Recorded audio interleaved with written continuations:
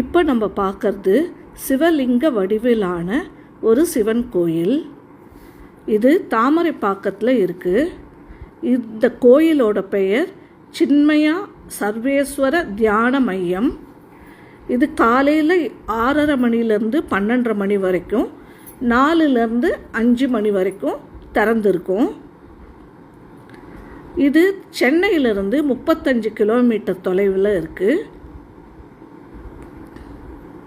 இதுக்கு அருகாமையிலேயே ஒரு ஸ்கூலும் இருக்குது.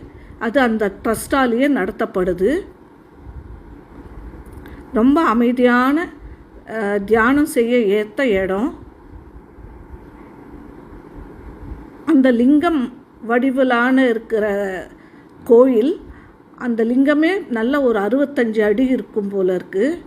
பாருங்கள் எவ்வளோ பெரிய லிங்கம். உள்ள ஒரு விநாயகர்